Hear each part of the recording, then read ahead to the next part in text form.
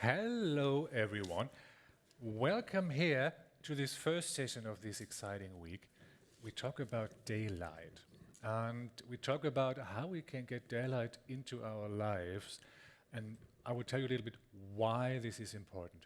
So, you might have been around in this museum, and it doesn't matter if you are a plant, if you are a tree or a flower, or if you are a single-cell organism, or if you are a dinosaur, or a hound dog, or if you are an elephant, all of these organisms, including us humans, we have these endogenous, these biological timing systems in our bodies. It's like a calendar. And this biological calendar, it regulates what happens when in our bodies. And it does this in coordination with the sunlight. The progression, dawn and dusk, the rise of the sun and the setting of the sun. That's the most important cue for our biology. It regulates our mood, it regulates our alertness, it regulates our sleep. That's important. And it does much, much more, including regulating our vitamin D and our digestion and whatever you can think about. So there is a big discussion about how can we manipulate daylight to help improve health in humans. And now we live in cities like Berlin or bigger cities and smaller cities, and the exposure to daylight varies. And this is the topic of this discussion here, of this panel. And we have this thanks to the Daylight Academy. And the Daylight Academy is funded and founded by the Velux Foundation. Velux is famous for building windows, so no coincidence there. And the Velux Foundation is a membership organization, and it brings together people, scientists, architects, engineers, from all different disciplines, everyone who is interested in daylight, like you are here today, and helping setting up science and informing the audiences out there on this planet. And we have four of our Daylight Academy members here with us.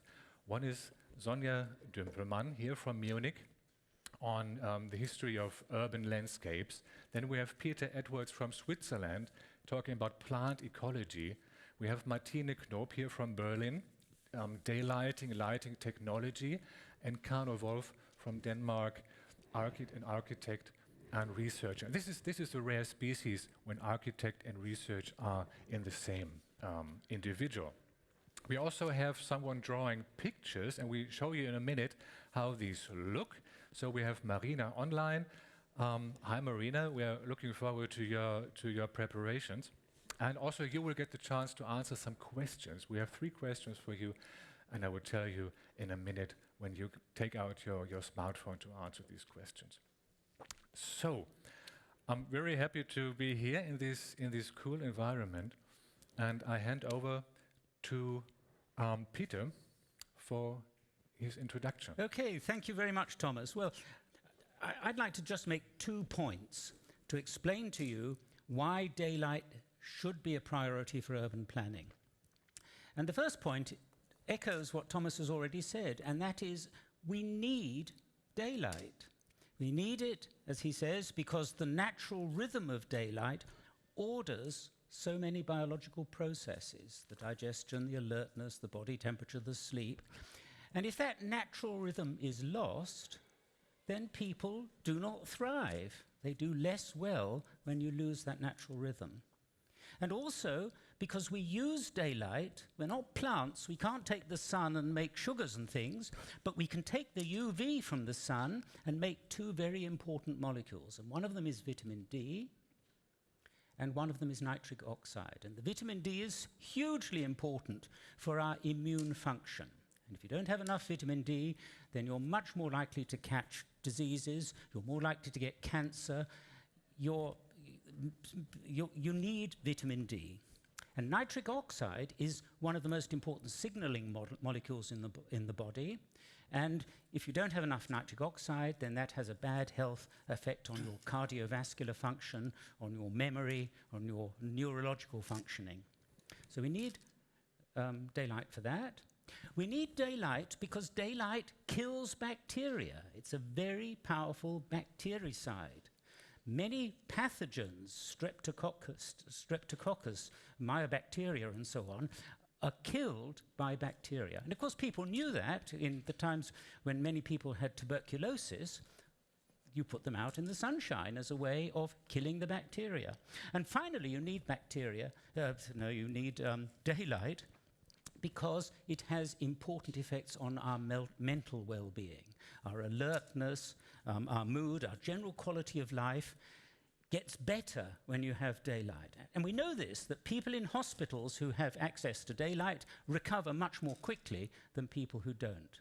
So we need daylight. It's not nice to have, we must have daylight.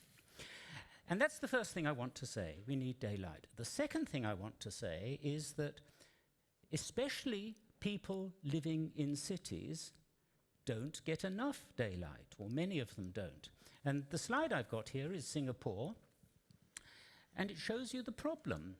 In the old days, people lived in smaller houses, and they very often had a balcony, and they'd sit in the balcony in the morning and the evening when it's not too hot, and they'd walk to the shops, and they'd get the daylight they need. But Singapore's grown like many other large cities, and more people live in high-rise buildings, 40, 50, 60 floors high, very often close together, and very little daylight gets down to ground level. And people in those flats at the bottom get very little daylight.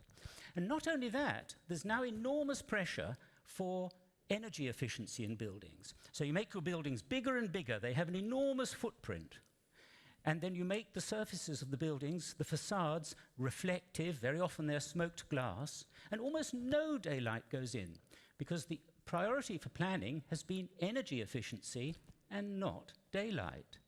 And of course, the space for green vegetation and parks and things is much smaller. And not only that, but the green spaces are very often not accessible. They look nice, you enjoy them as you drive past them, but you can't go into them, you can't get the daylight. And what all of this means is that people in modern cities very often don't get enough daylight. And this is partly because we live indoor lifestyles. Think about somebody in Singapore who lives in one of these high-rise buildings. They get very little daylight in their flat. They get in the car or in the metro to go to work. They work in an enormous office space where they see no daylight.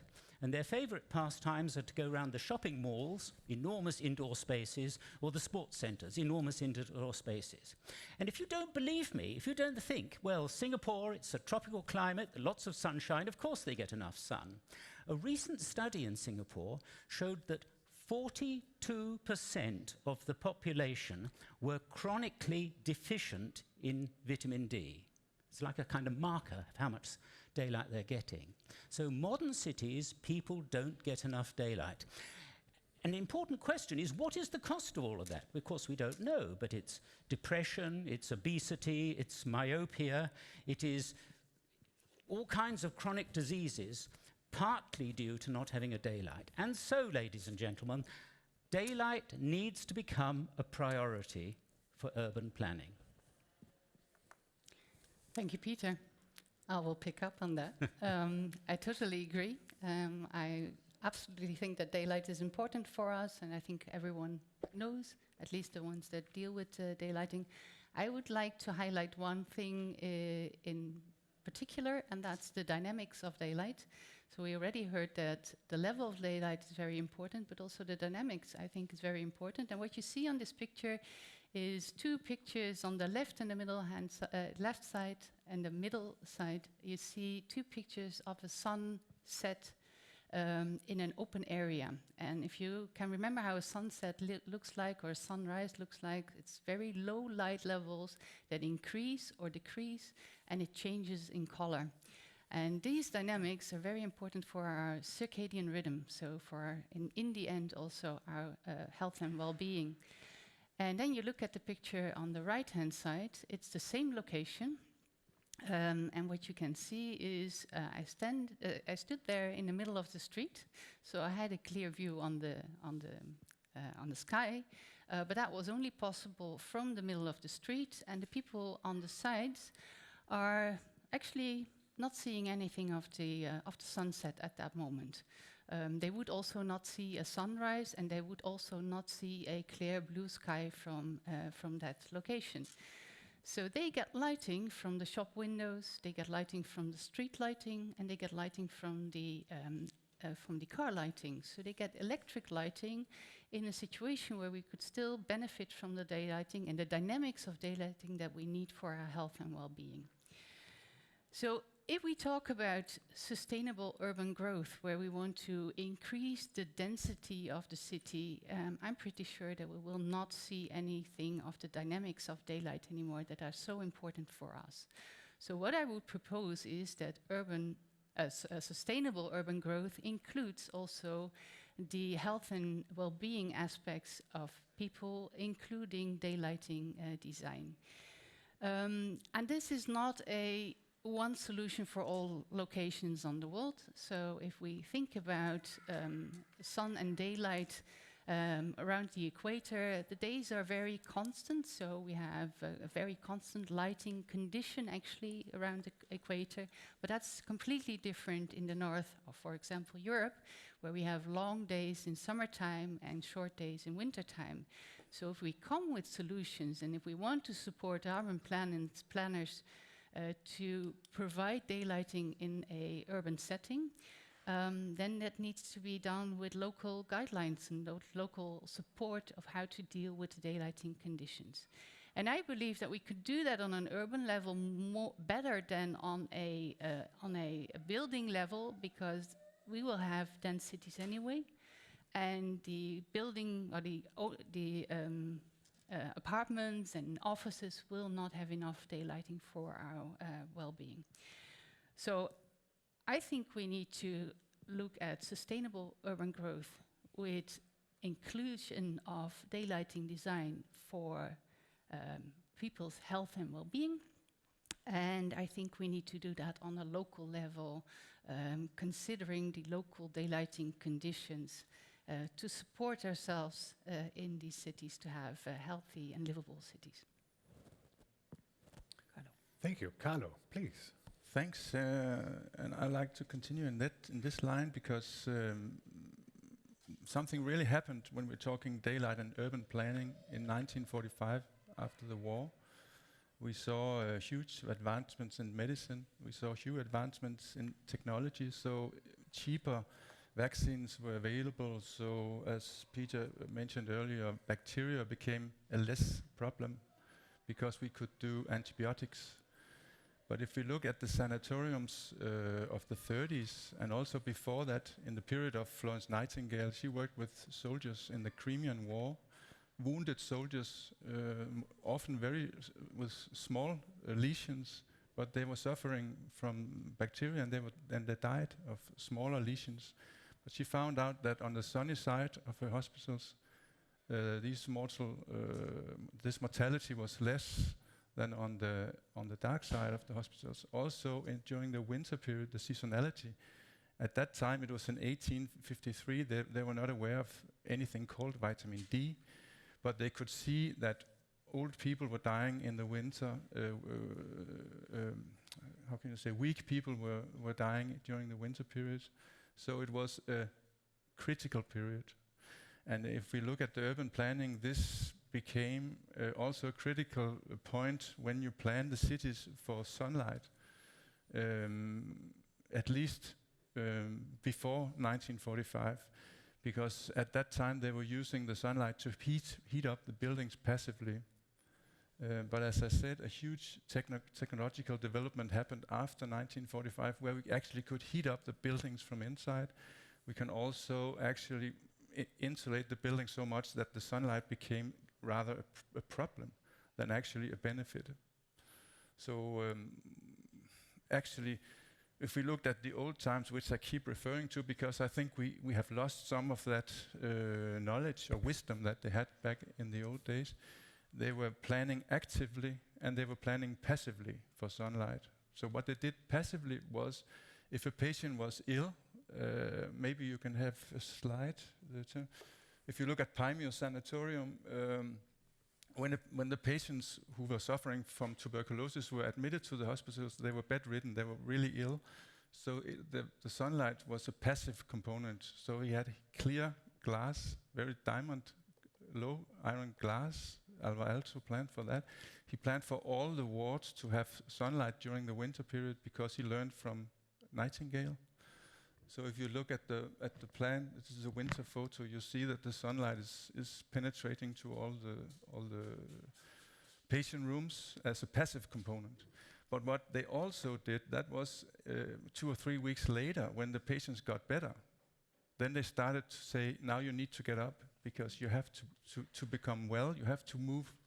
So the stairways were an important fitness component. So they had to walk the stairs and they had to walk the paths. That's an active component. And we mentioned this in our publication. You can read about it.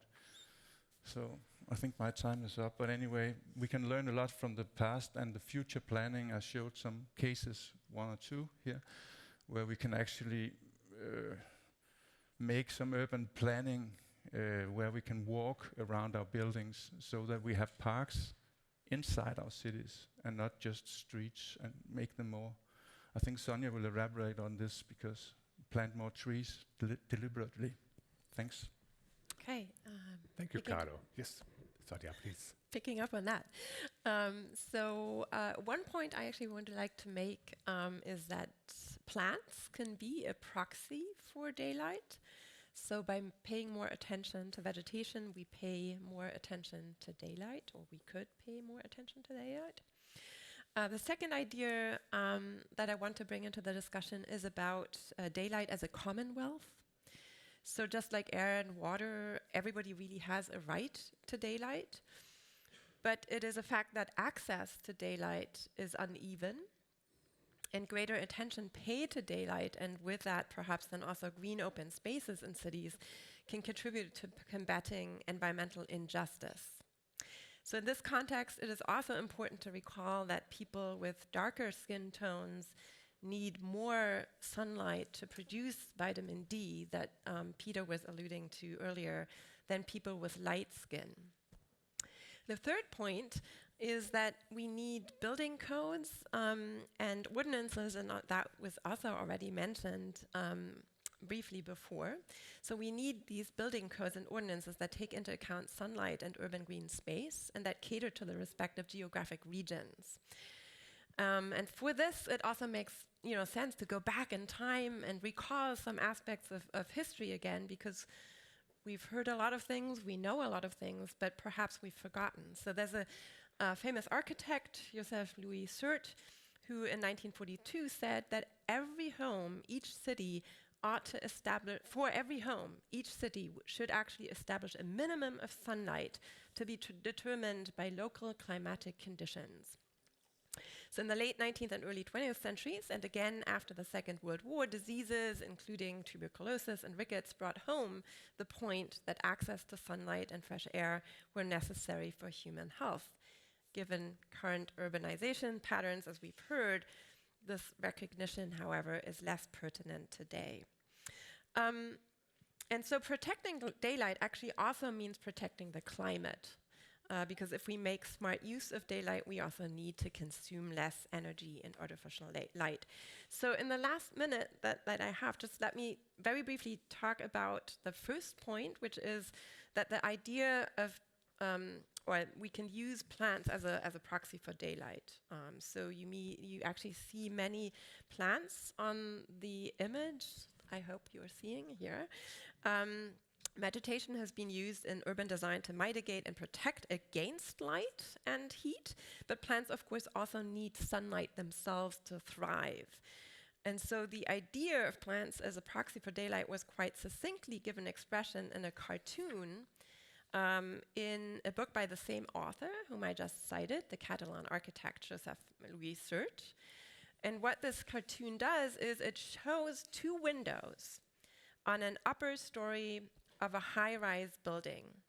And there's a person leaning out of one of the windows nearest to the street corner, and he holds a magnifying glass to redirect the sun's rays illuminating the adjacent street canyon to redirect basically the sun's rays around the corner towards a withering plant standing on the next windowsill.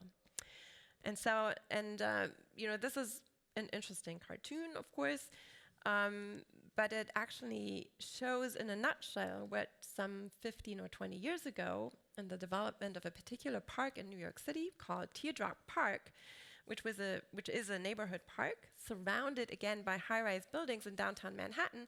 So in this particular case, the designers installed large heliostats, which are large solar mirrors, on one of the buildings to bring daylight into this park, which is surrounded again, as I said, by these high-rise buildings.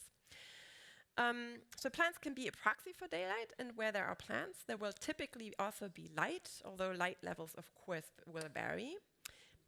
People generally also appear attracted to vegetated spaces, so parks and gardens can lead people to spend more time outside and be exposed to daylight. And obviously, it matters which plant species are chosen in the respective designs. And so there are a lot of questions that need to be considered if you're designing outdoor spaces. This goes into, which plants are you choosing, which species are you choosing, how much shade, how much light is necessary. Should the plants, for example, keep the leaves on all year round, or how much light should the plants, how much light the plants actually need themselves. So this is a typical task for a landscape architect. And so just to end with an example here, so in the 1960s, you see those two images on the left-hand side on the bottom there. These are images of a small pocket park, of Paley Park in Midtown Manhattan, which is surrounded by tall buildings. So the designers chose the thornless honey locust tree, which is a tree species that has a beautiful feathery canopy, which provides shade in the summer and then turns bright yellow in the autumn. But they chose it not only because of the aesthetics, but because the leaves are produced basically quite late in the spring, and then the tree loses its leaves early in the autumn. And in this way, sunlight can enter the space unhindered during the darker and colder seasons. So, that. Thank you very much, the four of you. So you see, it's a broad topic. It's interdisciplinary, it's transdisciplinary, and we need many brains out there to solve all these problems that lie ahead of us. No problem if this much information here is passing you by, because this is an online event as well. So we have online audience here, hello, out there. So you can re-watch it on YouTube afterwards. And every year, the Daylight Academy has a Daylight Awareness Week. So if you go online, then you see all the materials. Some of the materials are here next to the door. You can take it for free. And we even have books for children. So there's lots of output from the Academy. And now is your turn. We have 2 questions prepared. So you can join and take out your smartphone, and you get a code. It should.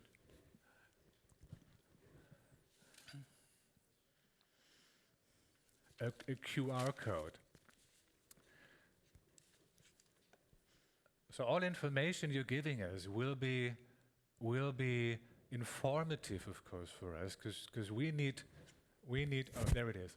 So if you take a photo of the QR code, you get to the page, or if you go to slido.com and enter the digits you see there, then you get to this page as well. So it's 2 questions, brief questions, and we will see the answers, of course, in a minute. So one is the question about your profession and background. Okay, so that's a word cloud. For those who do not know how it works, so if we get many answers on the same topic, the cloud for that part gets bigger. So bigger words mean we have more answers for these inputs. So sociology is high here. We have biologists, daylight specialists. Okay, that's great. Consultant, teachers. Oh, teachers, yeah, that's a topic for schools, absolutely. So introduce it there. Vehicle engineering, there's the roof above the head, excluding us from daylight. Student, research, strategists, ecologists, so very diverse, excellent. That's great to hear. Lighting design, medical doctor, yeah, yeah.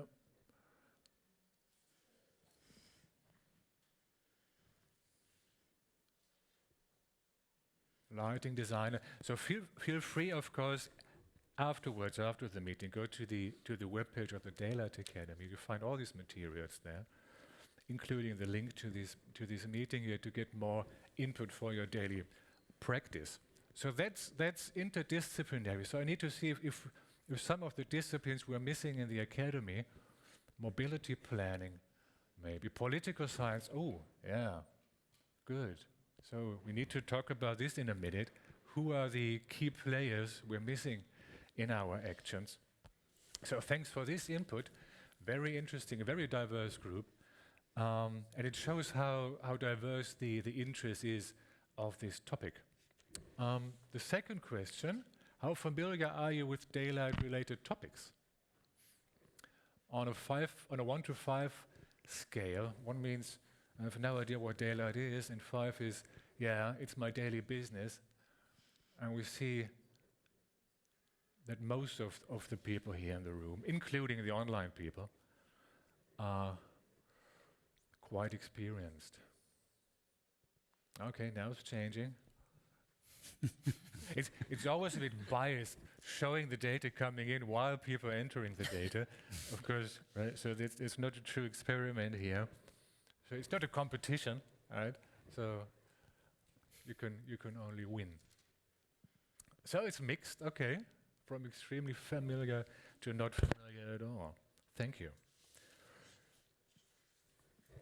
The next thing is a discussion between you here, the 4 of you.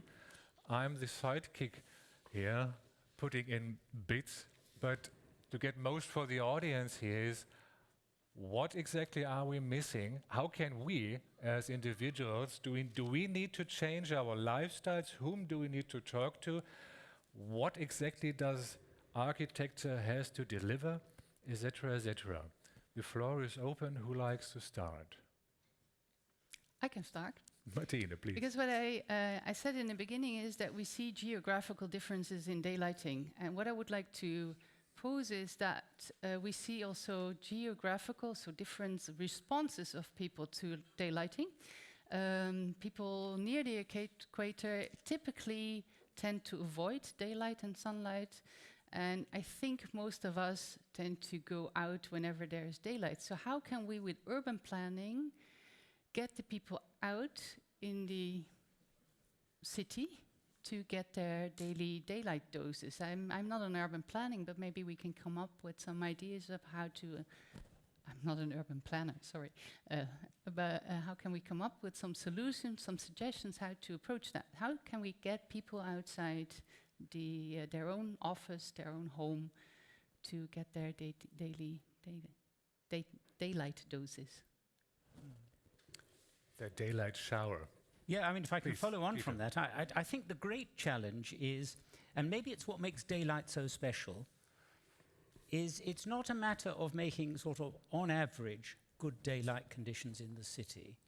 The important thing, as Sonja said, it's got to be equitable. It's got everybody, a person who is bedridden, a person who is unable to get out of their house, needs to be able to have daylight, just as a person who is extremely fit and runs a marathon around the park every morning. And this seems to me the great challenge, that when you're trying to make daylight an issue for urban planning, you have to go down to the individual lifestyles. And what I think we've forgotten, and that's why I'm so keen on this topic, that it must become a priority for planning, is that we've simply not included daylight as something that everybody needs to have. And when we make planning decisions, when we build large buildings because they're good for energy, or when we build huge motorways or whatever, without thinking about it, we're changing people's lifestyles. And the modern urban lifestyle, for many people, they've got busy lives, it's complicated, they've got to do their job, they've got to do the shopping, they've got to look after their children, they've got to go and see their elderly relatives. They have a very complicated lifestyle, which is, to some extent, dictated by the way we've built our cities. You know, the only way to get to work is on the metro, for example. It's not realistic. You can't get to work by walking or something. So what do you do about that particular person? I think part of the answer is obviously to encourage people to go outside and to get exercise and make it easy to get to the parks and so on. And you're addressing part of the problem. But a large part of the problem is that's not going to work for everybody. So I think one of the great challenges is to understand, how does building a city produce lifestyles, and how can you make sure that everybody, whatever their lifestyle, you know, think about the elderly person who is unable to get out of bed or something like that, how all of those people are going to get the daylight which they need. And so I think it's a very complex problem, but the good news is that there are also lots and lots of ideas out there. Mm-hmm. Is it a matter of urban planning and behavioral science as well? Yes, I think it is. Yeah. Can I add something? Because in our group, when we made this article, which is published now, we talked about putting nature first, so planning trees, planning natural surroundings first, and then the buildings after, because we have seen a tradition where money follows buildings and trees are just left behind, and planning of urban greenery is left behind. And it makes a lot of sense when we're talking winter sun and summer sun, because we can actually create spaces for active going out somewhere near your house, near your home, not further away than 5 minutes, if we plan it. But if we don't plan this nature first thing, then we will end up with a lot of tall buildings, as Peter showed us in Singapore, which is money talks planning. And yeah, I guess Central Park is a good example of I don't know if they could build there, or maybe there was a technical reason why they didn't, I don't know. But they ended up with an attractive park in the middle of the city, which actually is like a lawn for a way too dense urban planning. So I think we need this large scale, not market-oriented, but more government-positioned planning. Getting more diverse. Sonja, please. I mean, there are obviously professions who do exactly that, who deal with the open spaces. So it's a question perhaps of foregrounding, as Carlo was saying, the concerns that are being dealt with, the experts that, for example, then actually deal with open space. We've also heard, and I agree with this, that this is an incredibly complex problem and issue to be resolving. But it needs a lot of people, deep people with different know-how at the same table to resolve it. And so it's, looking at more holistic ways of planning and perhaps encouraging the planning and design professions to talk to each other, and also work context related. So I know of a lot of architecture programs, for instance, at universities, who are very focused on the objects. So on the architectural object itself, which is incredibly important, of course, because the qualities of that architectural object are also going to be determining how much daylight humans are going to be receiving. But at the same time, the intersection or the transition between indoor and outdoor space needs to be looked at, and the entire context on a neighborhood and then ultimately entire city urban level is incredibly important for this as well. So this would be an argument for multiple disciplines to actually come together, collaborate, and try and resolve, some of these pertinent issues and problems collectively.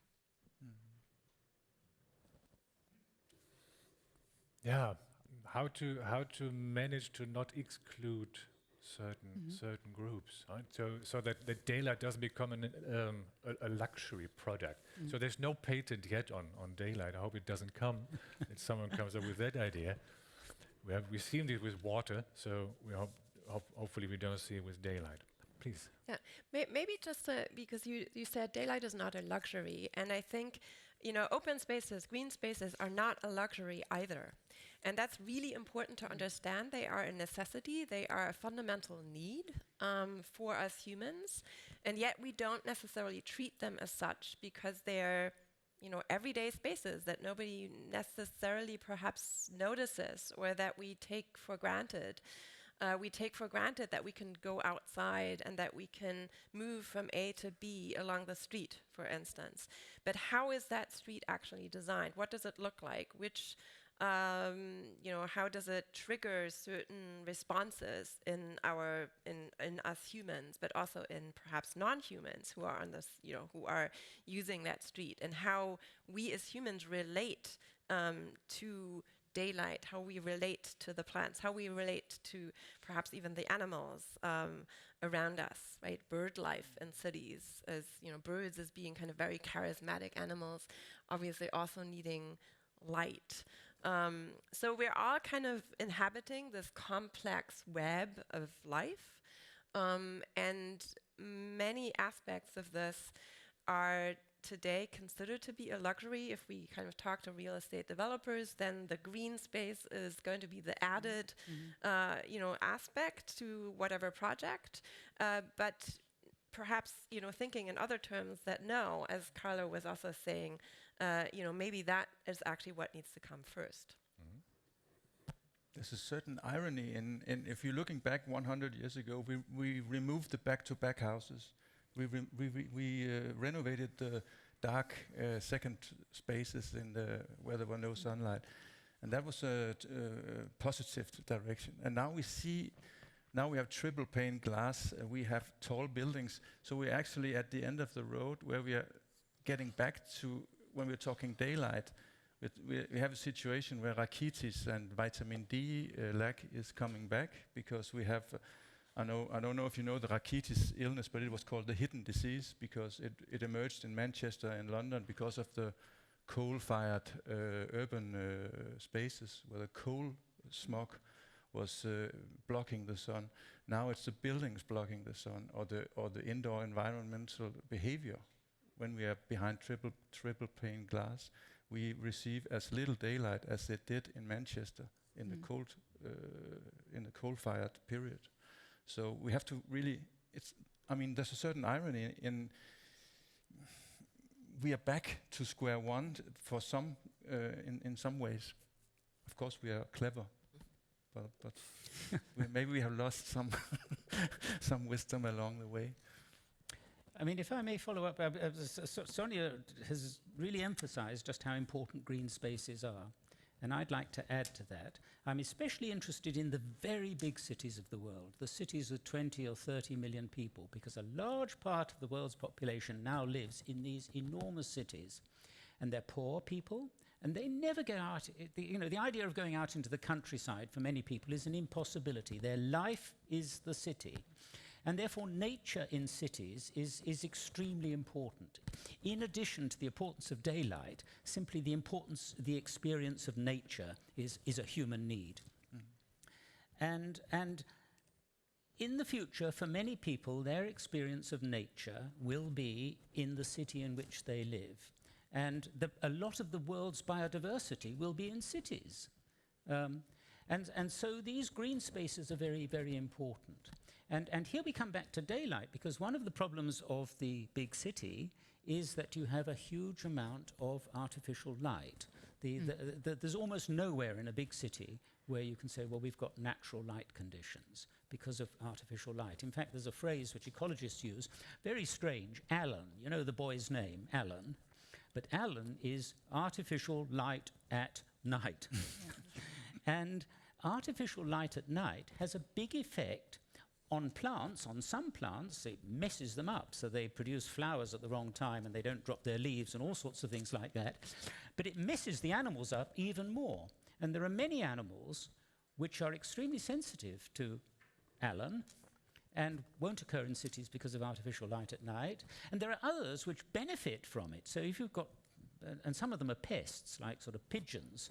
The pigeons have an extra few hours to go feeding at night, and so the populations of pigeons build up, and that has knock-on consequences for the whole community. You know, insects become more rare and so on. We don't really know the details, but it's clear that ALAN is a problem.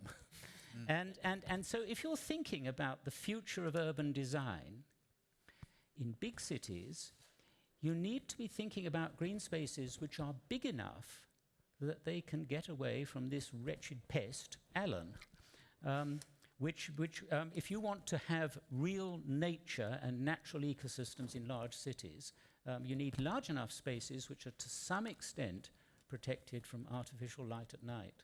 Mm-hmm. Martine? Yeah, I absolutely agree. I absolutely agree. I think there's another species that has problems with ALAN, and that's us. I mean, we don't get any dark light cycle anymore, and this dark light cycle is very important for our well-being. So we do it for our surrounding, but we also do it for ourselves. So we get this artificial lighting at night as well. And indeed, you can work longer. You can have more hours of working space in your day and maybe some time for free time. But in the end, we need our 8 hours sleep in good darkness. Yeah. So I absolutely agree with you, but I would like to include us in that equation as well. Yeah. Absolutely, thank you. So here comes another incentive to get a proper portion of daylight, because there's good evidence, and there's real evidence in science. So the more daylight you get, the stronger the light is during the day, the less our bodies respond to these artificial light sources. So if you live in an illuminated environment and you are disturbed by this, and if your home environment is penetrated by this artificial light, daylight is one remedy against this. So another incentive to stabilize our bodies against the artificial light. So many good reasons why, and ideally it's in the mornings. That makes it even a bit more complicated. So our biology works in that sense that the morning light, so if you want to prioritize when to seek the light, ideally it's in the morning hours before lunchtime. So that makes it even more a bit complicated to get your proper light shower.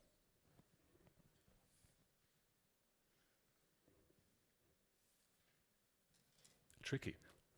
It's behaviors, isn't it? I mean, why are we sitting indoors here? Because we have the fancy screen here. We want to stream it online. We could sit outdoors, right, and get daylight. So even if it's a cloudy day like today, or even a bit more dark in January, there's sufficient daylight outdoors that is good for our health. And the other thing is, when you mention places like Singapore, how about the heat? Is it too hot for people to go outdoors? Is this one of the reasons? Yes, I mean, this is true. Singapore is 32 degrees and a relative humidity of 95 a lot of the time. So it's not a comfortable place to be quite a lot of the time. And in fact, this illustrates the complexity of urban environment, because Singapore and many other large cities are simply hotter than they should be. Singapore has an urban heat island effect which can go up to sort of 5 or 6 or 7 degrees. So imagine it's a day when it's 32 degrees. Mm-hmm. It's actually 39. It's an impossible temperature at a very high humidity, so much so that there are a number of cities around the world where, with the urban heat island effect and global warming and the humidity, you come to a temperature which is fatal. You can't do strenuous work outside without it killing you. And that, of course, is another factor that you have to think about. So you can't simply say, well, look, the streets are easily accessible, we can go for a walk and so on. No, you can't. The temperature's 37 degrees and the humidity is 90. So that if you're going to... So the indoor daylight is clearly important. Building and designing your buildings so that they get as much daylight coming to you, which is what we call the passive daylight. And then the active component, you can go to places in Singapore, you know, the great central catchment area, for example, there are no buildings and the temperature is 5 or 6 degrees centigrade lower. So it's another example that this ain't a simple problem. This ain't a simple problem. There are many complexities to it. And certainly that is, I'm sure, one of the reasons why people in Singapore don't go out, why 42% of the population is vitamin D deficient. Because the temperatures in the center of the city are artificially high because of urban heat island effect. So it's not just a matter of ensuring that there's daylight that you can go out to, but it's also in relatively cool places, which argues, again, for very large green spaces.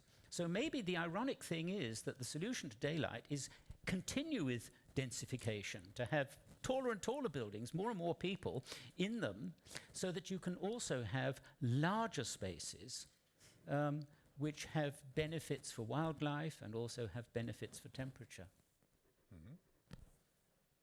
Carlo. Yeah, and not only in Singapore, we have the urban heat island effect. We have it. We've seen it growing north. So we have a certain degree Monday in Copenhagen, another degree Tuesday. So it grows also in Denmark and Nordic countries. But maybe we can solve it actually by adding the greenery, because as I showed on my slide, in the old days in the chilled sanatoriums, they were quite cold, so they were not so heavily insulated. They had the trees placed north of the sanatoriums to add the passive heat from the sun and the sun rays from the sun. So there were no trees south of the buildings.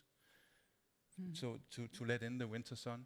But today maybe we can reverse this, because now today we have the other problem. So we have the problem that we actually, perhaps we've created it ourselves by insulating the buildings, but we have also seen that the global warming effect is doing its turn on this.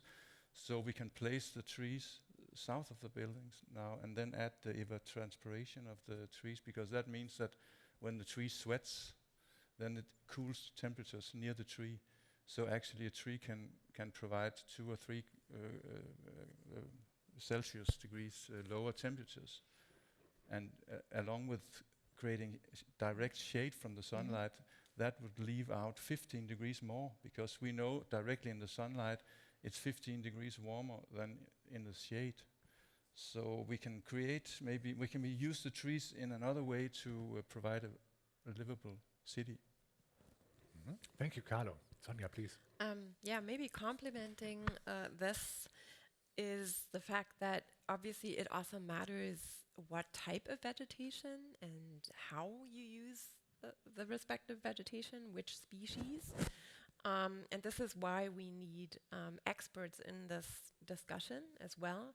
Because, for instance, just to pick up perhaps on the trees and the heat island effect, overall, of course, green spaces, no matter what, we could probably agree are good.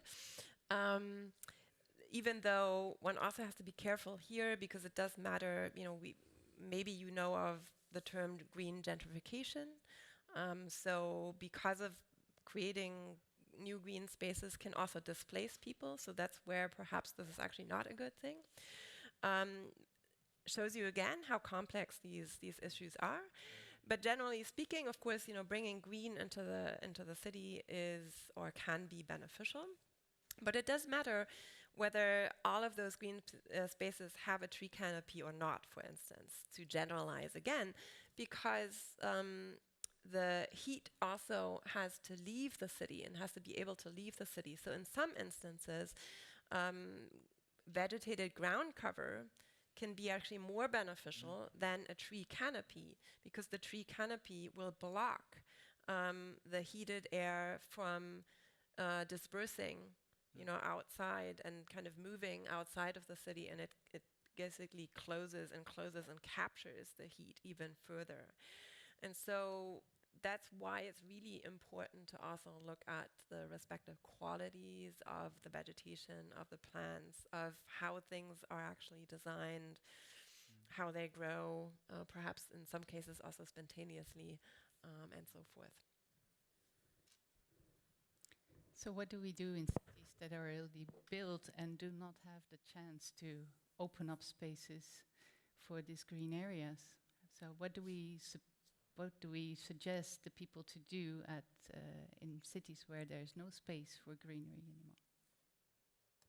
I mean, Well, I'll have a go at this. This is the question. Of course, we're not going to build new cities the whole time. The very first thing you do is that you make daylight one of your planning priorities, which is the title of this thing. It has to be, just like you've got priorities for providing a good transport system and you've got a good energy system, it's got to be at the same level that you've got to have a general overarching policy, which means that everybody in the city, whatever their circumstances, will obtain the daylight they need. I mean that for me is the principle. And based on that principle, you then have to think about the needs of different groups of people. And then, of course, urban planning, moving towards an ideal goal like that in urban planning, is one project at a time. I mean, you don't rebuild, but, you know, every time a building goes up, you have to say, how is this proposal advancing or harming our overall policy? And therefore, and a point that you emphasize is it's not one size fits all. You know, wherever you are in the world, the different climates and so on, the different circumstances, the answer will be different. You know, something which will work in Singapore is not going to work very well in Helsinki, for example. But you've got a policy, and then you look at each project, one project at a time, and you say, how does this fit in with our strategy?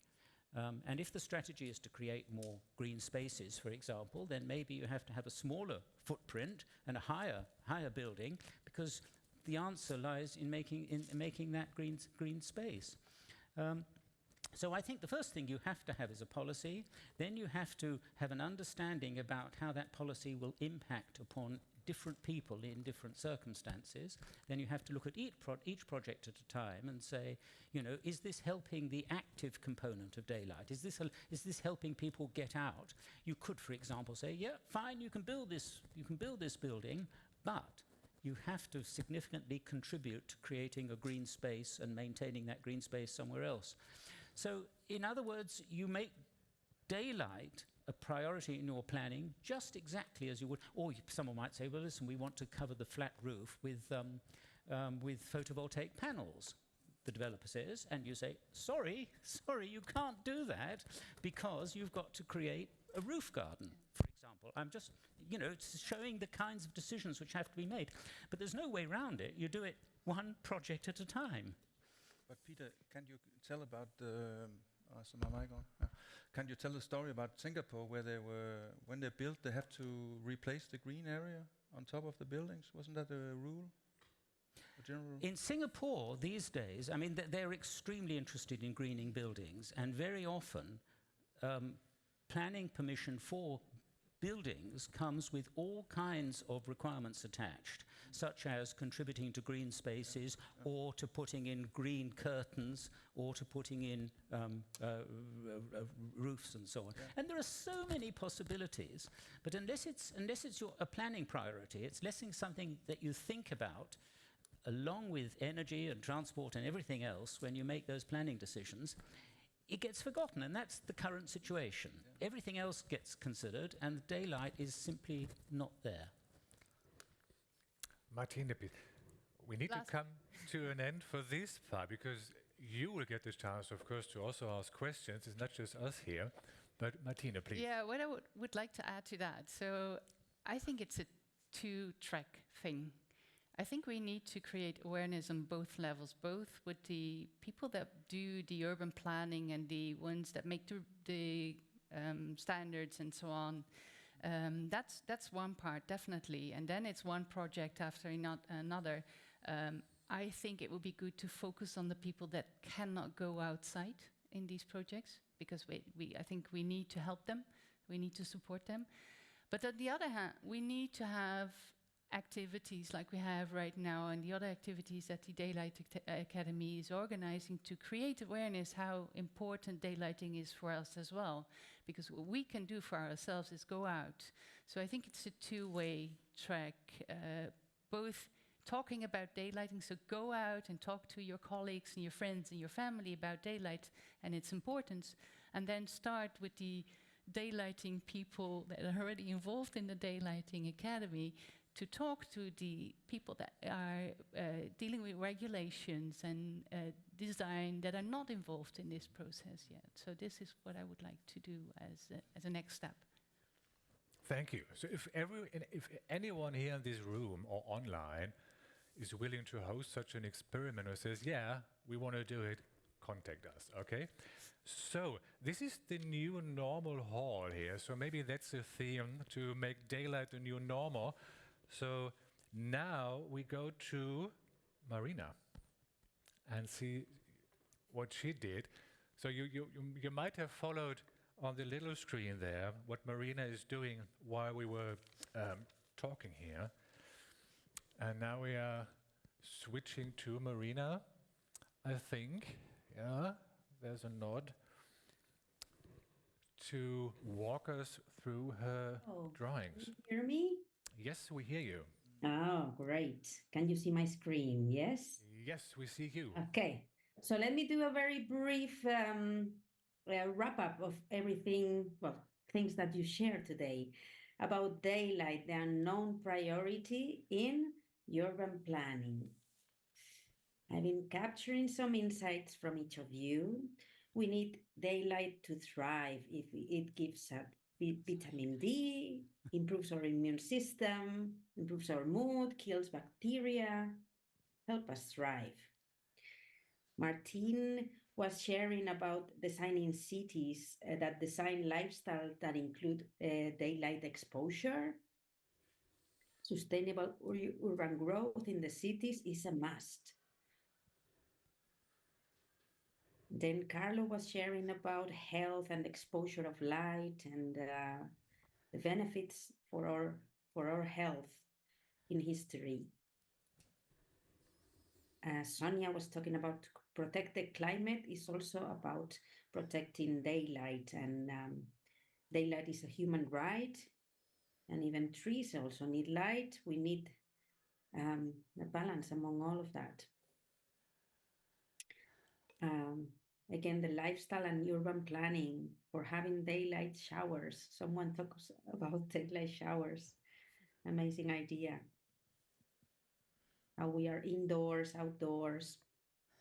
Outdoor spaces are not a luxury, and the experience of nature is very related to that. We all need light, animals, plants, people, and we need each other.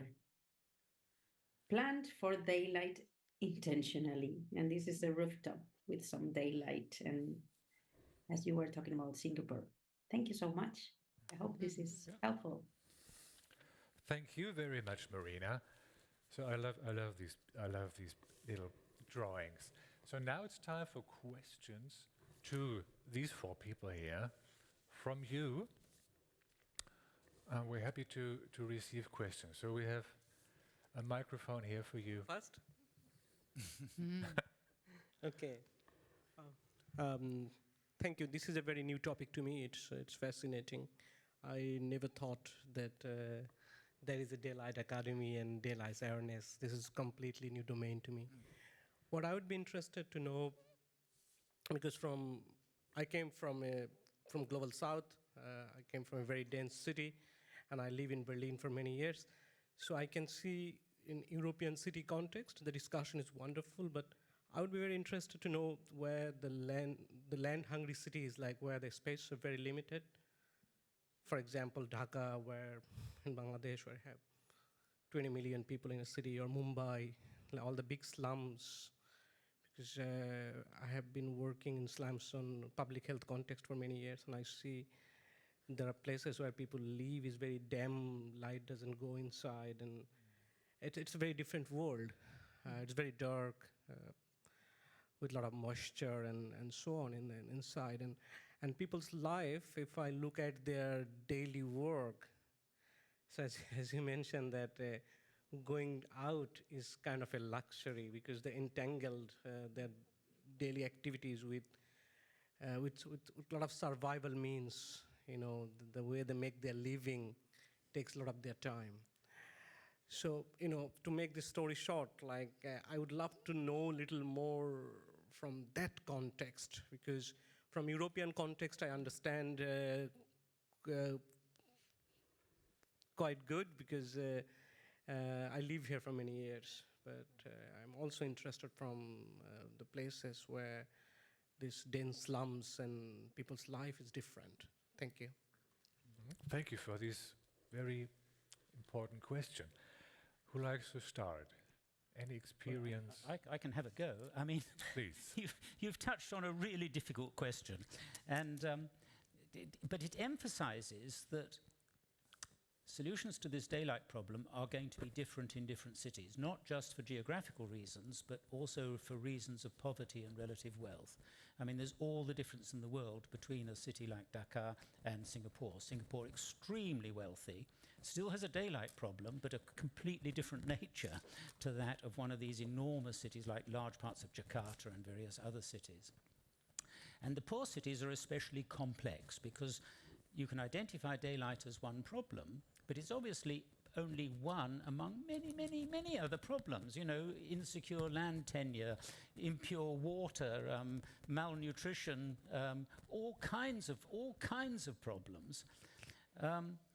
And it's obvious that, again, it has to happen through clear policies which include daylight in the trajectory for development.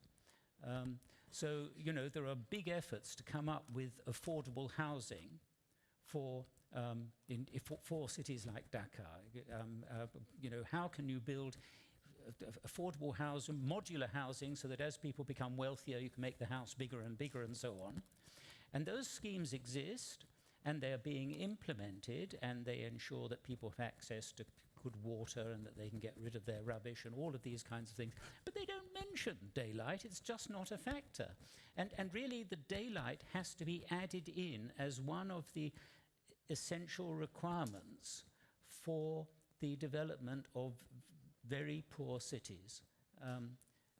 So that when you think of affordable housing, it's affordable housing which is so designed that people can either sort of passively or through the layout of the streets and so on obtain the light they need. I wish I could say something more definite, but I think that's, you know, we're really at the beginning of this process. It's this putting daylight onto the planner's map is, you know, we're right at the beginning of the process, and we need to get people who are much better qualified than I am to think, how can we do that? But that's my answer, that as you come up with schemes for local micro businesses and micro loans and affordable housing and all of this, one of the factors you introduce into that discussion is, yes, and what are you doing about daylight? Yeah, and if I may add, I think vernacular architecture in many poor regions has a very, very special quality.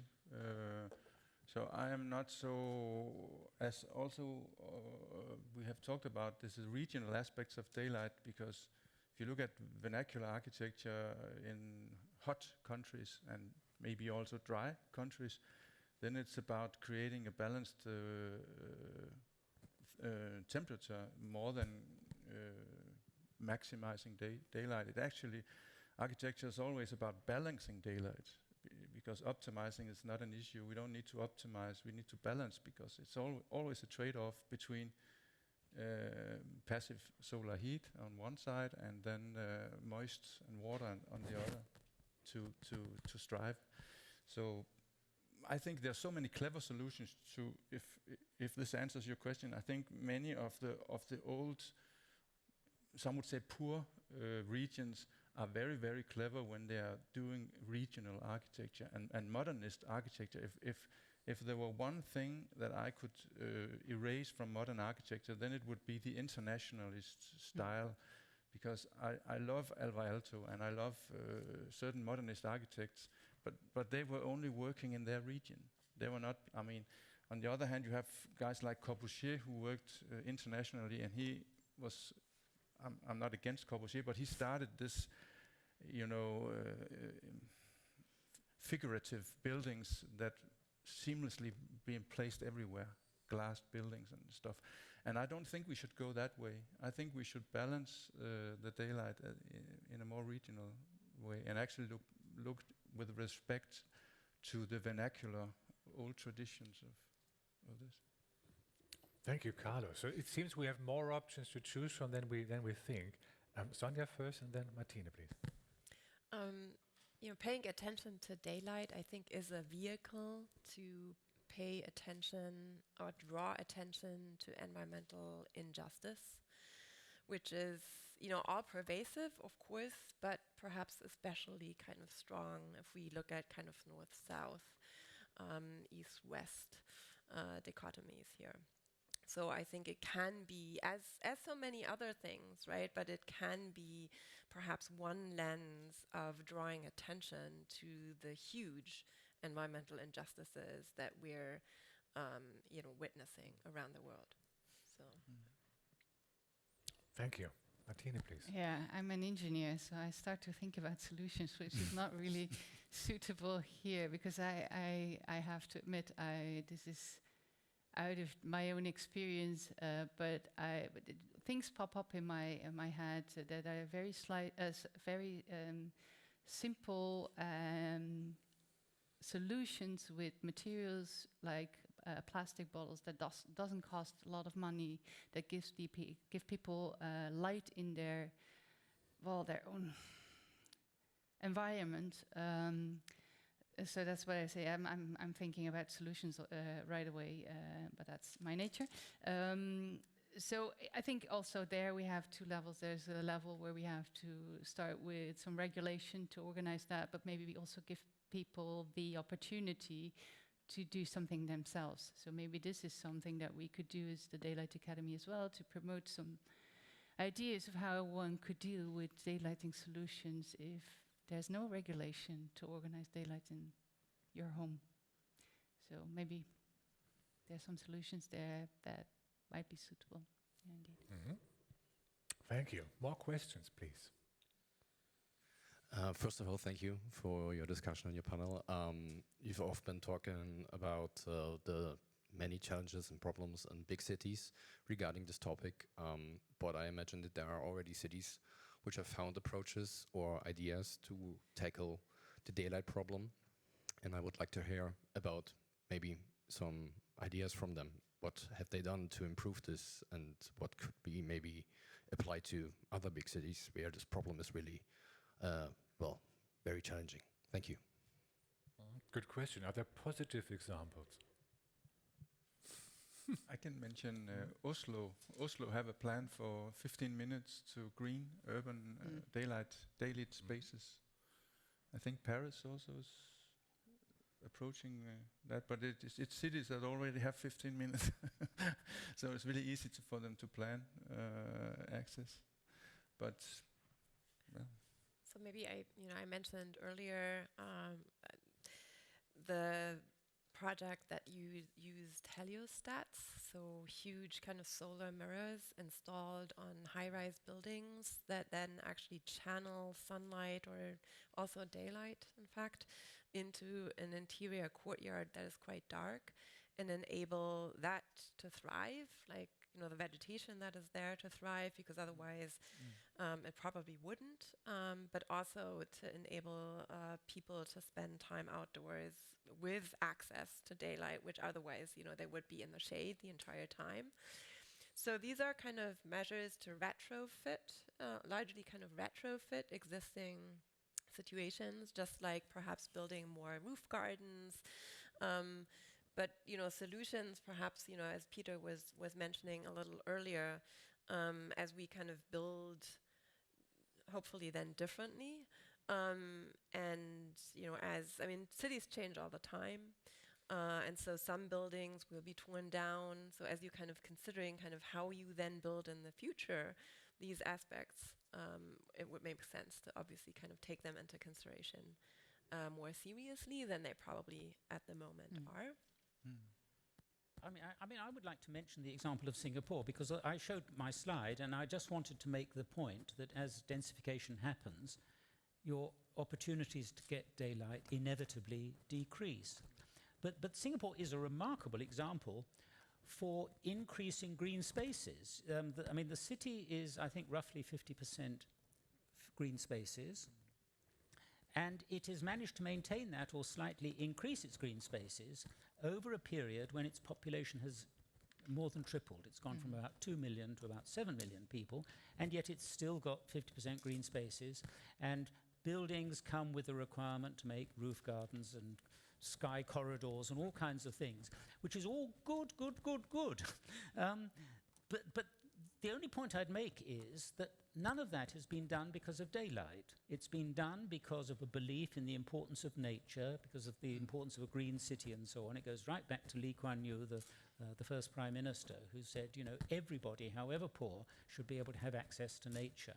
So it was, and they called Singapore a city in a garden, and a lot of their planning regulations, the setback distances and so on, were all determined by this concept of the city in the garden.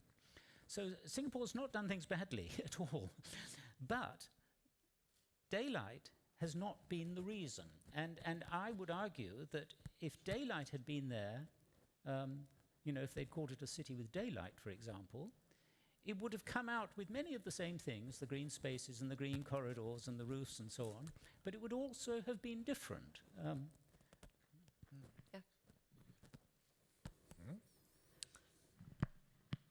There was one in the back and then here in front. Yep. Thank you for your contributions. A really interesting topic. I have one remark and one question. So I'm a consultant for sustainable mobility, and my job is basically to get people out of the cars onto more sustainable forms of transportation. And one argument that's always being made is like sustainable mobility is like healthy, but with that health, they don't really relate so far in the storytelling daylight. It's more about like physical health. So in that matter, my question is like, how do like these sort of arguments play a role in your Daylight Academy? Do you collaborate as an alliance also with sustainable mobility advocates? That would be like the remark question. And then I have a second question which relates to ever since like COVID, the necessity for office spaces is reducing. And if we look at European cities, which are not as high-rise built cities as in, for example, like the Global South or the US, so the requirement maybe for these high-rise buildings is decreasing. We see it now. We have a lot of like open lease areas, like the developers, they don't get rid of their office spaces. So do you see like a little bit of hope in that, in terms of like this actually might end up in making our cities like get more daylight as we change the way we build cities, as in not with so many high-rise buildings? Thank you. Thank you. I'm not actually sure if we work on mobility yet within the academy, so we should exchange addresses after the meeting. No, not yet. But do you mean, what do you mean by mobility? Is it a walk? Is it pedestrians or? My field of mobility is anything that doesn't involve the car, because if we think about people live in buildings and then they go to the garage, they sit in the car and they go to their place of work. So it's doesn't then need to be like in Dubai where people don't go on the street because it's so hot. It's just they don't go on the street because they always find themselves in an encapsulated area. So it could be walking, biking, but even like, you know, walking to the next tube station. But that's, maybe I can answer a little bit as an architect, because if you look at the city planning earlier, before the car, and we're not supposed to go that far back in time, but cities were built for pedestrians and built for shorter distances. If you look at, I lived in Amsterdam. Amsterdam had a channel tax, so every house had to pay for the meters they shared the canal. That's why the houses in Amsterdam are very slender, and that's for pedestrians to walk. It's nice to walk in that city, and it's impossible to drive a car in that city. So, and if you take another example, a contra example is Las Vegas or somewhere. I mean, cities in the U.S. built for cars. I mean, there's a famous book, Learning from Las Vegas, I think it's called, Venturi, and we can learn a lot from mistakes because we have to build cities not for cars, but for people. In Denmark, we have a famous architect called Jan Gehl. He spent his whole life working on that, and the only thing I talked to him, and the only thing he has ever done is he has been repeating himself. That's what he says. He's said the same thing over and over and over. And now he's a professor because he kept on believing in that. But it's so difficult to find. I mean, what you're addressing is basically money and capital and finance. Who builds the largest building? Who owns this place? I mean, if you at my slide, you can see the buildings getting bigger over time in the bottom of the slide, and that's a symptom of our cities. That you look at the buildings, they're bigger, and that means that you need to own a car because else it's too boring to walk past these extreme big buildings. So it doesn't really, it doesn't evoke any interest in walking, and that's a basic problem. But you can also argue, I mean, many cities, for different reasons, are encouraging cycleways, for example. They're trying to deal with this terrible problem of motor vehicle transport into the CBD, and so they construct cycleways. And I think that is one of the areas which is sort of easy for daylight, but you're simply supplying an additional argument. I mean, until now, nobody has made the connection between a cycleway and daylight, but it's actually a very powerful connection. Although we keep saying you've got to have daylight to get your vitamin D, you actually only need 20 or 30 minutes of it a day. It's not an extreme requirement for daylight, and you could meet it during your 20-minute cycle to work and back, for example. So it's giving you another argument. And on the same theme, I've been very interested in urban ecosystem services. It's a big topic in sort of landscape ecology in cities, is the services, the ecosystem services you get from green spaces. And they are things like cooling and reducing the danger of flooding and improving air quality and providing a space for recreation and all these kinds of things. And I read hundreds of papers on ecosystem services, and I don't think I've ever seen the word daylight. Some of our challenges are very complex, and some of them are very simple. And I think this introducing the real benefits of cycleways and self-mobility for daylight is simply an argument that needs to be made. We could measure, we have a pedestrian taking the same distance as a car and then measure the daylight doses they were receiving. It would be interesting to, that could be an eye-opener to mobility. We need data. We do need more data. We have room for one last question, please, here in the front. Thank you. It's actually a very, very important topic, and I'm happy that actually you are covering this in that detail. I'm a strategist. I've been living in London for years, so unfortunately London is not the best example to mention here.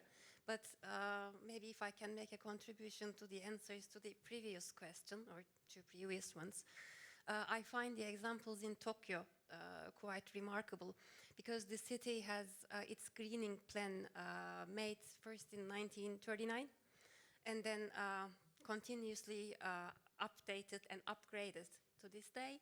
And 25 years ago, they put the greening plans as a mandatory obligation to submit for new buildings, extensions, and renovations.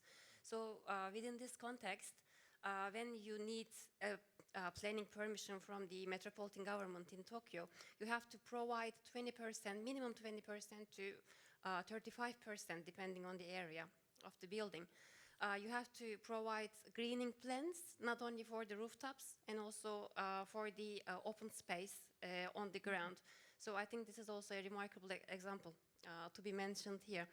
And if I may, I have one question. We just mentioned about the conflicts between the energy efficiency policies versus daylight requirements. So is there any actively lobbying efforts to make these daylight requirements more actually pronounced and more included in an active way within the net zero targeting by the governments, especially in the European Union? I don't know. I mean, Not that I know. I can try to answer, but in the 90s in Denmark we had a strategy of requirements. I agree with you. Requirements is the top-down way to solve the problem. And the requirements in Denmark in the 90s, they included passive solar heat for heating up buildings. But what we have seen is that we have moved away. We have followed another direction because the passive solar heating, which had been working for centuries, we know that we can heat up buildings with the sun. But now we have insulated the houses so much that we're actually losing this part of the maybe you have to imagine the sun is the most important heat source on this planet. That's the reason why this planet is livable. So we are actually in our built environment excluding this energy source, or at least neglecting it, because we now fear that it's overheating our buildings, and then it becomes a technical problem to cool it with grey solutions and air conditioning and stuff. And that's done. It has been done in the name of energy efficiency. But I would argue that the sunlight is a passive heat source that we need to make the best use of. And personally, for me, we're not doing that at the moment. Thank you. So a lot of work to do. So as adaptable and flexible as an individual house is, we need to design the cities as well to be adaptable and flexible, more flexible as they are now. So we're coming to an end, and there's the last question on Slido for you, where we also like to have your input again. It's the last question for today in this session. It should be there in a second.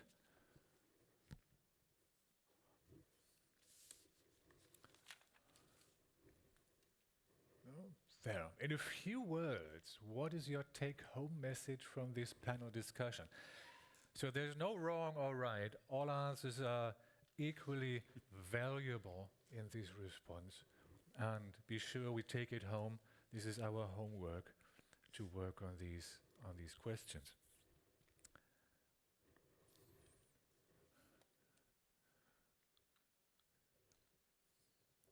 Seek more daylight exposure, indeed.